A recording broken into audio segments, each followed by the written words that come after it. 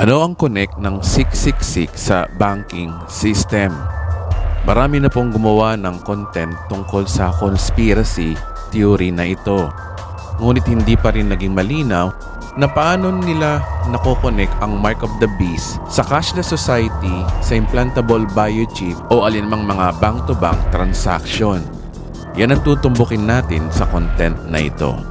Kaya disclaimer lamang po, ang aking mga sasabihin ay base lamang po sa aking pag-aanalisa at pagtagpi-tagpi ng impormasyon na aking nakalap sa mga libro o sa mga ilang eksperto. Nasa inyo pa rin ang desisyon kung paniniwalaan nyo ito o hindi. Bagamat may biblical passage akong ipapakita, nagpapatunay na babase pa rin ako kung ano ang sinasabi ng Biblia at kung ano ang connect nito sa mga current events sa panahon ngayon. Sabi ng Biblia, Pahayag chapter 13 verse 17, at walang maaring magtinda o bumili maliban sila ay may tatak ng pangalan ng halimaw o ng bilang ng katumbas niyon. Kailangan dito ang karunungan. Maaring malaman ng sino matalino ang kahulugan ng bilang ng halimaw sapagkat ito'y bilang ng isang tao.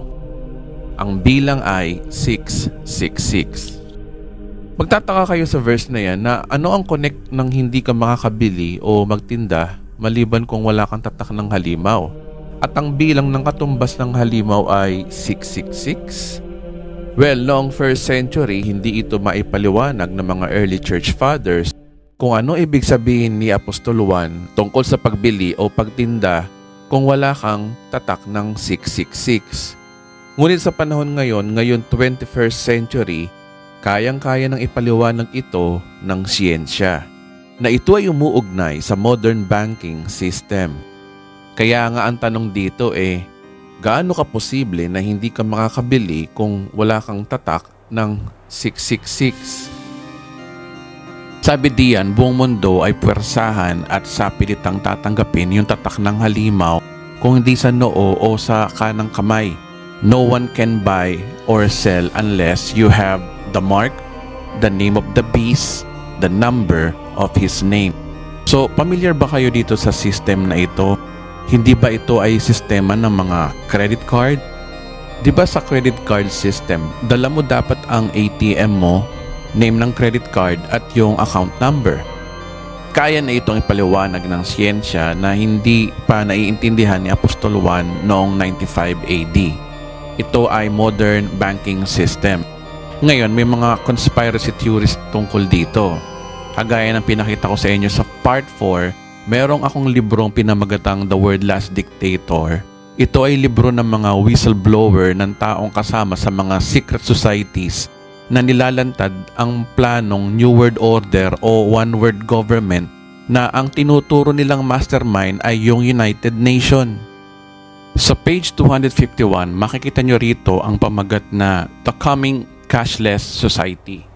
Kagaya na nabanggit ko sa part 4, isa sa agenda ng New World Order na ito ay magkaroon na lang tayo ng one world currency. At isa sa implementation ng one world banking system ay ang cashless transaction na ang pera.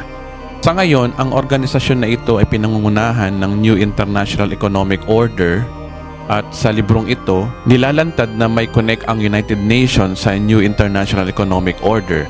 Ang sabi diyan, we are the members of UN, solemnly proclaim our united determination to work urgently for the establishment of a new international economic order. Sa libro na ito, merong isang whistleblower na monetary expert na umattend sa isang conference ng mga international bankers na nagpaplano na sila ng World Total Cashless Society. Sabi diyan, tatagalogin ko na lang, binunyag ng whistleblower na ito na ang mga elite international bankers ay gumagawa ng isang plano na ang lahat ng pera sa mundo, mga papel na pera, barya at tseke ay idineklarang huwag nang gamitin o obsolete na. At ang lahat ng commerce ay magpapatupad sa pamamagitan ng digital mark, digital code o numbers. Alam na natin na ito ngayon bilang electronic fund transfer system. Kung mapapansin nyo, ito ay nangyayari na sa panahon natin. Kapag tayo umu-order sa Shopee o sa Lazada, di ba pwede na magbayad through GCash o Paymaya o yung mga apps na mula sa bangko, di ba?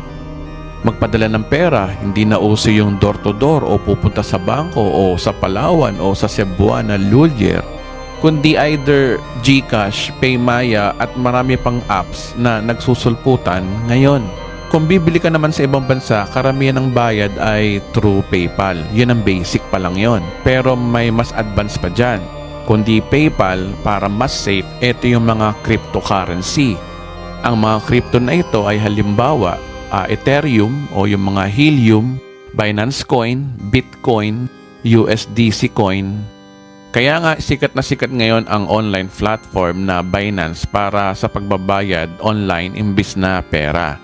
So yan ang tinatawag na electronic funds transfer system. Sabi diyan, ang mga computer scientists ay gumagawa ng isang master plan upang magtalaga ng mga numero sa bawat individual na tao sa mundo. Maaring gamitin ang numero para sa mga layunin ng pangangalakal, pagbili at pagbebenta. Maganda nga naman ang plano ng mga computer scientists na maglagay na lang ng unique number sa bawat tao.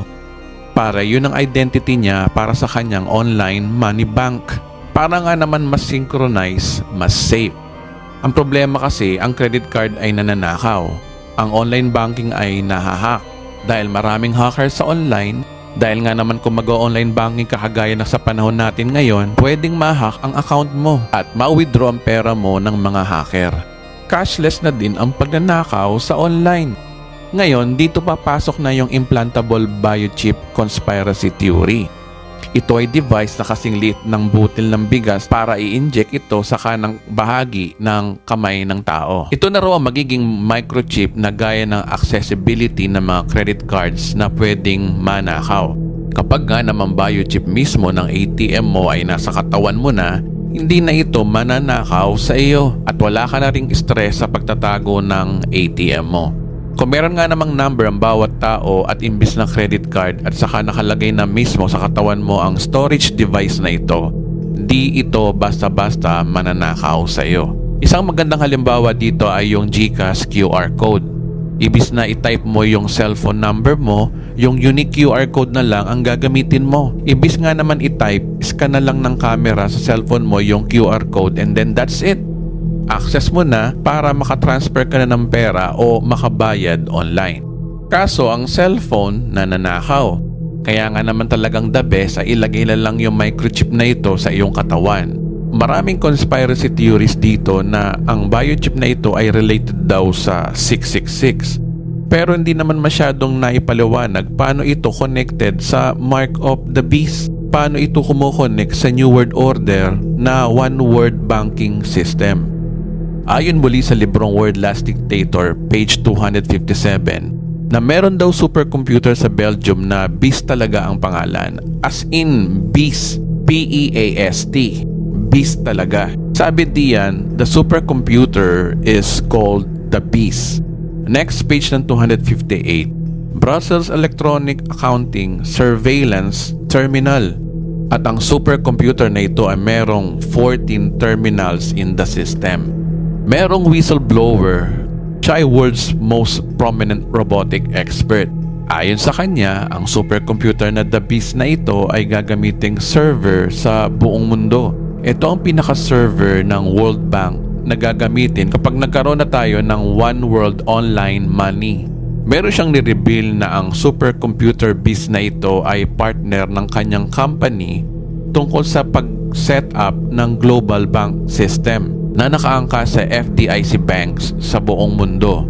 Sa supergiant computer sa Europe, which is ito nga yung Beast. Ito ay kasalukuyang nang ginagamit ngayon sa Europe bilang kanilang computer server na nakalocate sa Belgium. Sabi niya, tagalogin ko na lang no, kung meron kang debit card ngayon at ilagay ito sa alinmang bank teller machine sa mundo, ito ay connected sa supercomputer sa Europe at ang unang 3 digit na mapapagana ang iyong card ay 666. At kung mapapansin nyo sa mga pages ng libro na ito ay kumokonek na sa topic ng biochip. Sa madaling salita, ang biochip pala kapag na-implement, kada transaction, ito ay uma-access sa supercomputer sa Europe na lagi nagsisimula sa code na 666. Kaya technically, kung ang iyong biochip ay nasa katawan mo na, virtually meron ka ng tatak sa iyong katawan na 666. Kung babasahin natin uli ang Bible, walang maaring magtinda o bumili o malibang siya ay may tatak ng pangalan ng halimaw o bilang na katumbas niyon. Ang tanong, ang sabi dyan na bilang na katumbas niyon? Nilantad din ng libro na ito na sa bawat database ng registered number ng bawat tao, ito ay may 18 digits number. Ang sabi diyan, your 18-digit number is now in the giant computer of Europe. Every person number in the world begins with the digits 666. So ito yung format number ng bawat tao sa mundo na laging nagsisimula sa 666. The number is international code which is activate the world computer. The first 3 digits of every person's number in the world is 666. Meaning, kada bank-to-bank transaction mo, pag-send mo ng pera, pag-receive, laging dumadaan mo na sa SuperBiz computer sa Europe at lagi itong nagsisimula sa 666. At kung walang 666, hindi ka makaka-access sa online banking system. Kaya hindi ka makakabili. At hindi ka rin makakabili kung wala kang implantable microchip sa iyong katawan para ma-access mo ang online banking system. Kung ang conspiracy na to ay totoo, hindi na naman alam ng New International Economic Order, ng World Banks at mga secret societies na ito na sinusulat na nila sa kasaysayan ng mundo ang mga nakasulat na sa Bible prophecies.